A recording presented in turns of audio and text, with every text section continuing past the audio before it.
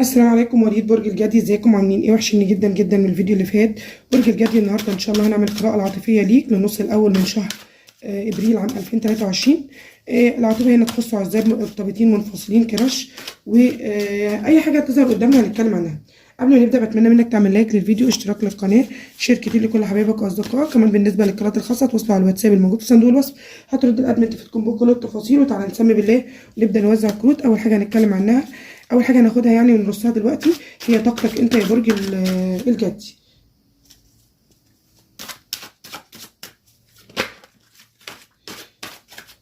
طاقه اصحاب برج الجدي. بص، برنس واقف، ايه ده؟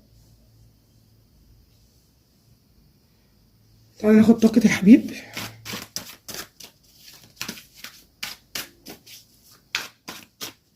بسم الله.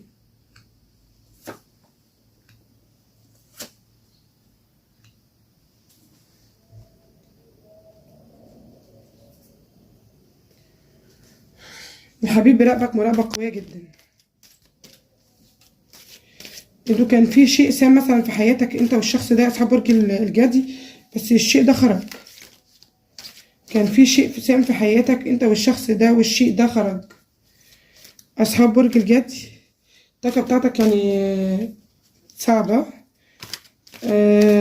طاقة حبيبك انت طاقتك حلوة. انت بص عندك انتصار. طاقة شريكك صعبة شوية. بص انت عندك انتصار على الشيء انت كنت بتسعى له بقالك كتير قوي، الشيء ده كان شاغل تفكيرك. عشان كده قلت لك انت قاعد في الاول برنسس كده، يعني قاعد كده وشخص منتصر على شيء انت كنت مأزمك مضايقك، ما خدتش حقك فيه. يعني الشيء ده هتاخد حقك فيه. الشيء ده يعني انت بص هتوصل اللي انت عايزه. شايفه اصحاب برج الجدي انت تعبت من الشيل الهم والتفكير الكتير يا اصحاب برج الجدي، شايل كتير قوي. تعالى نحلل الكروت. بسم الله. انت شايل مسؤوليتك ومسؤولية الاشخاص اللي حواليك.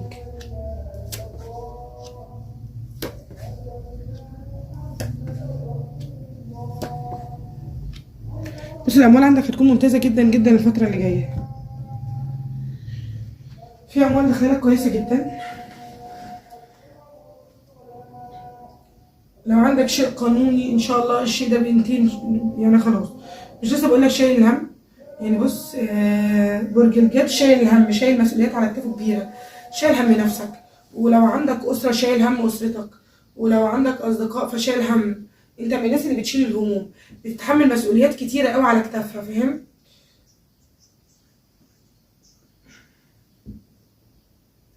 ولو عندك أصدقاء انت شايل هم. انت من الأبراج الشيالة قوي يا برج الجد.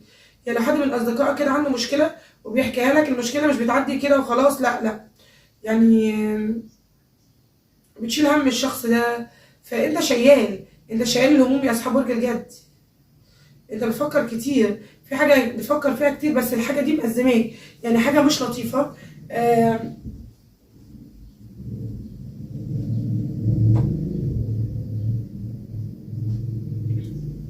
في شيء اصحاب برج الجدي انت كنت تتمنى الشيء ده، والشيء ده يمكن اتاخر معاك شويه، ولكن ان شاء الله باذن الله الشيء ده جاي لك. ممكن يكون بقى في العاطفه. مستني مثلا حد يكلمك مثلا، مستني الشخص بعينه، مستني حاجه في الشخص ده جاي لك ان شاء الله باذن الله. ممكن تكون بيتعامل مع برج العقرب او السرطان او القوس. بص يا برج الجدي،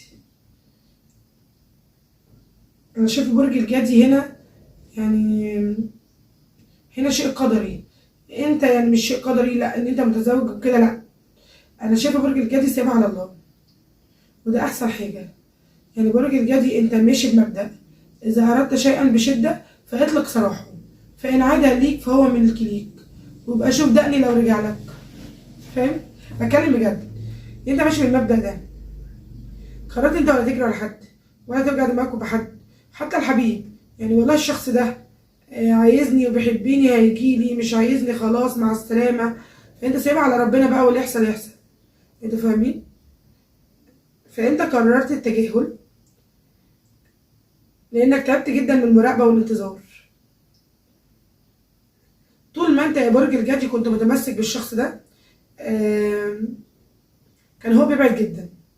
فانت قررت تقلب الموضوع على فكرة، ان انت تتجاهل وكأن الشخص ده لم يكن عشان كده يا برج الجدي قلت لك ان الشخص ده يتجنن على اصحاب برج الجدي.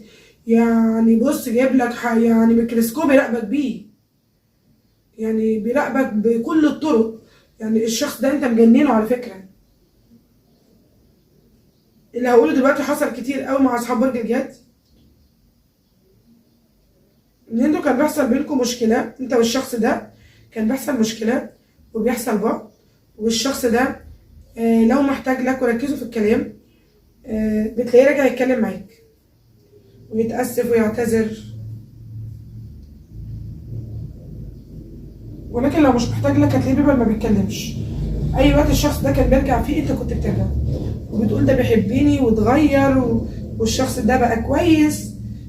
ونعيد القارة تاني ويحصل مشكلة وي فاهمين؟ انت حسيت كنت في دايرة، يعني دايرة كده مغلقة، ودايرة دي مغلقة عليك انت. بس انا شايفه ان برج الجدي تعب جدا وزهق وقرر يرفع سيفه ويتجاهل، وقال انا لازم ابتدي بقى بدايه جديده واقفل على اي شيء مضايقني ومزعلني، وابدا السنه الجديده دي كده واقول بسم الله الرحمن الرحيم وتبدا سنه سعيده عليا. قررت ان انت تفكر في الاموال، لان الاموال عندك فيها دروب بقالها مده، بس ان شاء الله جاي لك. يعني البطاقات هنا داخله لك كويسه لان انت هتهتم بشغلك اكتر. ولو انت ما بتشتغلش يعني انت بتفكر ان انت تشتغل، حتى انت لو بنوته قاعده في البيت فانت بتفكري تعملي حاجه. دماغك حلوه قوي، فبتفكري ان انت تعملي مشروع من البيت، بتفكري تعملي حاجه، حتى لو هتعملي حاجه على السوشيال ميديا. اغلبكم شغال على السوشيال ميديا، واغلبكم ممكن يكون من مشاهير وعندهم فانز. لما اجيبوهم عندي يا جماعه.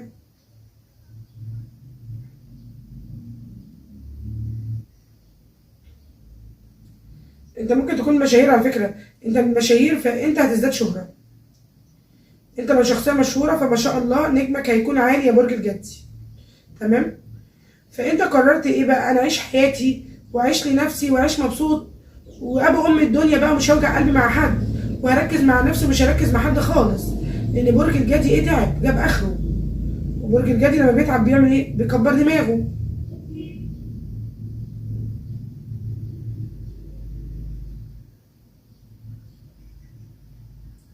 فانت زهقت وتعبت من افعال الشخص ده برج الجد، لدرجه ان في منكم قلبهم قفل بسبب الشخص ده.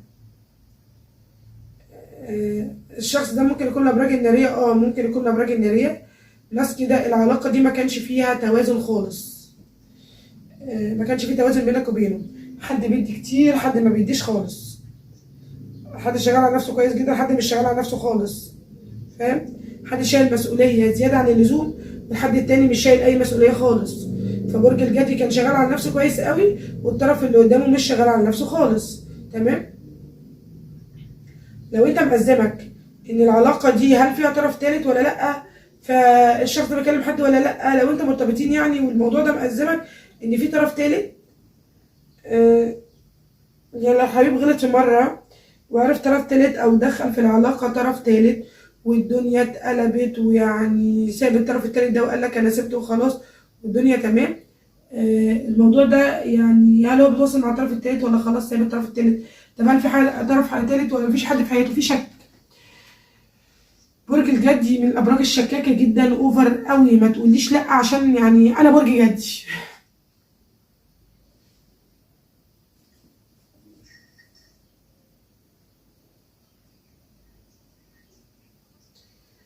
برج الجدي هنا شخصيه شكاكه، لو ما شكش يعني مبقاش حد يشك فيها، يشك في نفسه. يعني ده اللي انا شايفاه برج الجدي.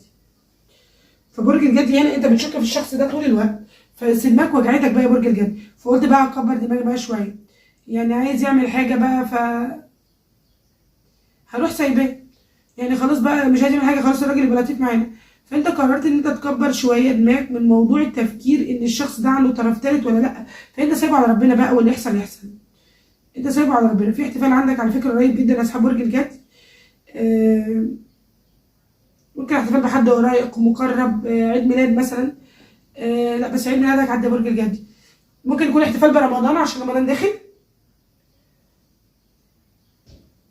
في هديه كده بعينها يا برج الجدي، يعني رائعه جدا. وفي هديه حلوه قوي جايه لك يا برج الجدي، فظيعه. حاجه كده ما كنتش متوقع انها تجيلك، يعني فاهم؟ انت كنت حاجه عايز تجيبها من زمان، ويعني اخيرا جايه لك يعني.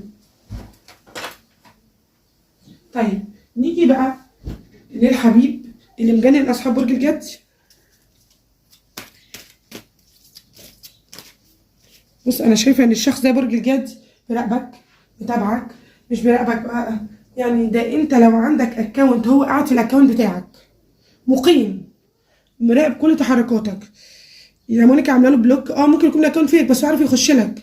يعني الشخص ده عارف يبص عليك، عارف يوصل لك كويس جدا، عارف يبص عليك من مكان معين، يشوفك انت بتعمل ايه وهكذا. بسم الله.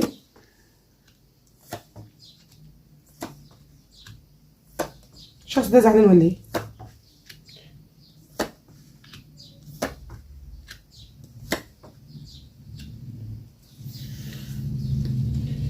نفس الطاقه بتاعتك على فكره كده دلوقتي، نفس الطاقه. الشخص ده شايل هم على فكره، عنده مسؤوليات، عنده مشاكل، عنده التزامات. بيحبك جدا يا برج الجدي. الشخص ده بيحبك حب، مع ان الشخص ده لو هو مثلا رجل من الرجاله بيقول عليها تقيله، يعني ما يبانش عليه ان هو بيقول كلام حلو، او عارفين مثلا ما يبانش عليه كده، يبان ان هو راجل رزين. فاهمين؟ ما بيقولش كلام حلو، بس في الحقيقه الشخص ده جواه حاجات كتيره قوي حلوه لاصحاب برج الجدي على فكره.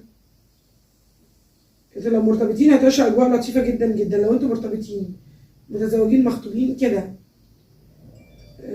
من الواضح ان في اختلافات بينك وبين الشخص ده على المستوى المادي او الاسري.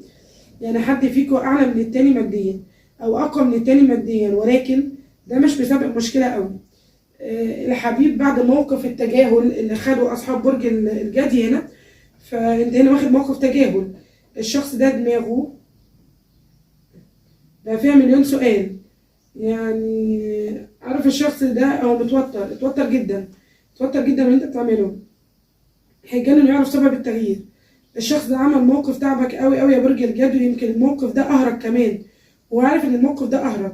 اللي شايفه هنا طعنات كتيره قوي، يمكن الطعنات دي ممكن تكون من موقف واحد بس هو ده اللي كان اشد موقف حصل في العلاقه دي. الشخص ده شايفك احلى واحد شافته عينه يا اصحاب برج الجدي، واجمل شخص ممكن يشوفه في حياته. اعتقد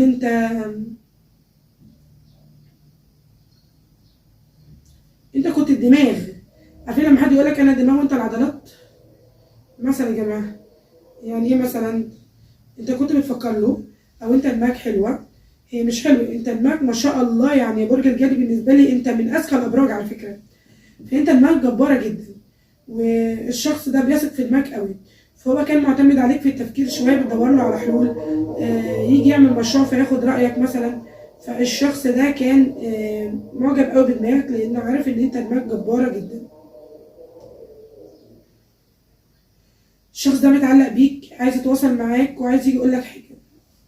ولكن يا برج الجدي هي مش المشكله عندي في الحبيب دلوقتي، لا، المشكله انا شايفاها في برج الجدي اللي قلبه قفل من الحبيب. صعب ان برج الجدي يرجع عن قراره. انت واخد قرار بانهاء العلاقه، او الشخص ده حتى لو هو سابك ومشي وخدت قرار ان انت مش هترجع، فعندنا المشكله هنا مع مين؟ مع اصحاب برج الجدي. ولكن الحبيب الشخص ده متعلق بيك جدا، ندمان عليك قوي، متمسك بيك، عايز يجي يصالحك بدل مره مليون الف مره. نفسه يرجع لك، وعنده امل كبير جدا في الرجوع، وهيتجنن وعايز يرجع الشخص ده. من الواضح ان انتم مبتعدين بقالكم مده يا اصحاب برج الجدي. وشايفه كمان ان الشخص ده في المده دي كان متظاهر بالتجاهل، ظهر ليك ان هو مش فارق معاه بقى ومتجاهلك، وعارفين الحركات دي كده. حتى مش ظهر ليك مشاعره، ولا ظهر ليك اي حاجه، ولا حتى على السوشيال ميديا يعني، ولا حتى كان بيظهر ان هو بيراقبك حتى. يعني انت دلوقتي وانت بتسمعني، ولا الشخص ده كانه اختفى، كانك انت مش في حياته، عكس اللي جواه، ان ده اللي جواه. الشخص ده زعلان قوي عليك ومتضايق جدا.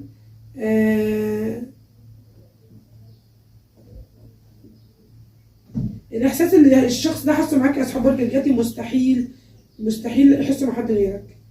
انت كنت الامان للحبيب، انت كنت بتخاف على الشخص ده وبتخاف على مصلحته دايما، ودايما بتوجهه للاحسن بكل حب.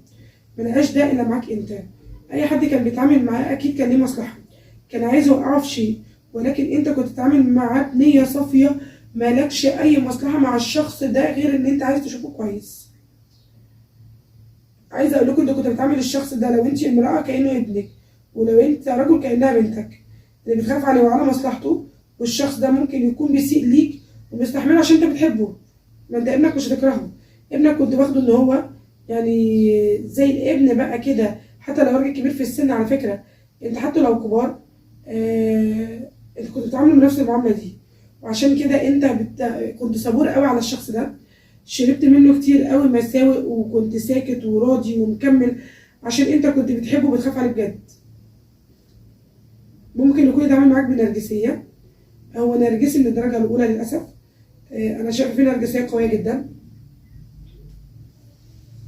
حتى في البعد كده في نظره فيها يعني نرجسيه. اقول لكم ايه يعني، نظره كده عارفين اللي هي بقى ايه. آم،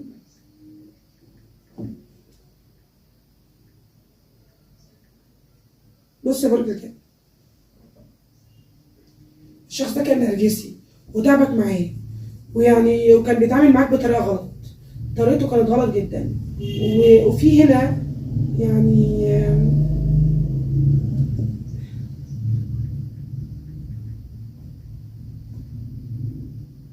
مش عايزه اقول الشخص ده عنده مخاوف، عايزه اقول لك ان الشخص ده اتعلم الدرس كويس جدا.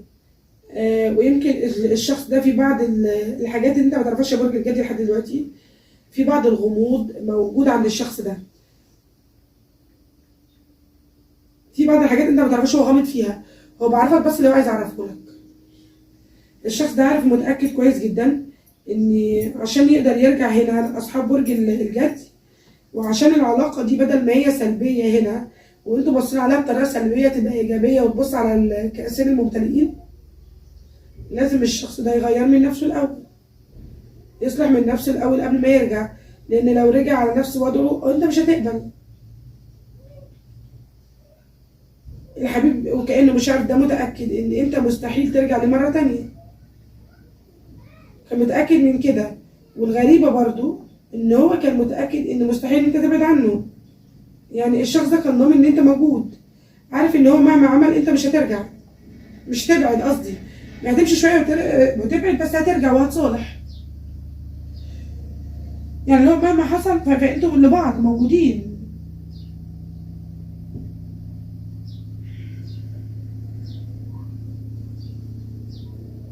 ولكن انت عملت بالنسبه له المستحيل، ان انت بعدت عنه وتجاهلت الشخص ده، فانت هنا عملت ايه بقى؟ جننته، جننته قوي.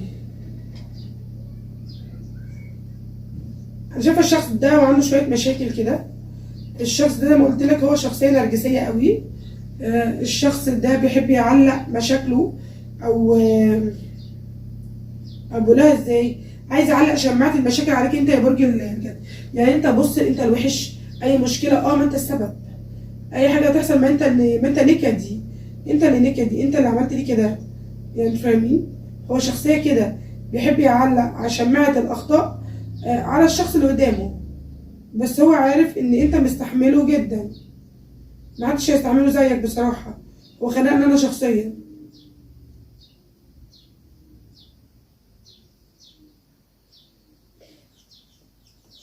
ان هو بيحب النكد زي يعني والله يا جدي. بص يا جدي، واضح ان في بينكم ذكريات وعشره، يعني انت ممكن تكون كنتوا متزوجين وحصل انفصال، او انتوا كنتوا مرتبطين بقالكم مده، والله لو مرتبطين بقى حتى يومين يعني، بس حصل احداث كتير قوي في اليومين دول، حصل ذكريات، في كلام كتير قوي اتقال، ففي هنا ذكريات في دماغ الشخص ده عمال يفكر فيها. الشخص ده متمسك بيك بس مديك ضهر، وعامل نفسه ان هو متجاهل، عامل نفسه ان هو متجاهل بشكل كبير. اذا كان انت اللي مشيت من العلاقه او هو اللي مشي من العلاقه، هو مش مبسوط على فكره. يمكن في الاول كان ظاهر ان هو ولا هم ومبسوط والدنيا حلوه، ولكن الشخص ده حاليا بيعاني. العلاقه دي يا جماعه شايفاها علاقه قدريه بحته. شايفه ان الشخص ده يعني قاعد ومسك الكاس قاعد يبص عليك كده، يعني بص عليك البصه الغريبه دي. آه،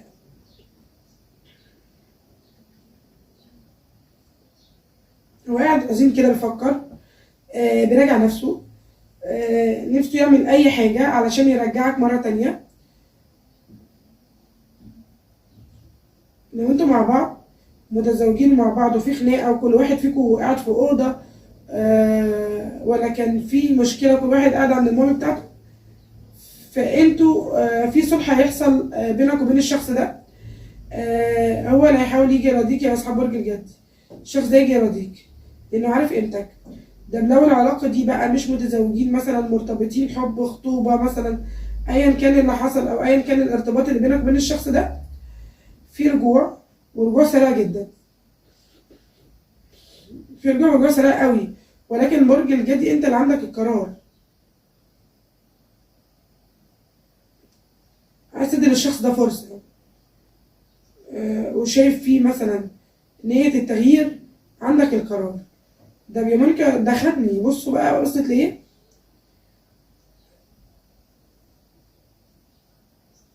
أعتقد الشخص ده اتعلم شخص يعني درس كويس جدا.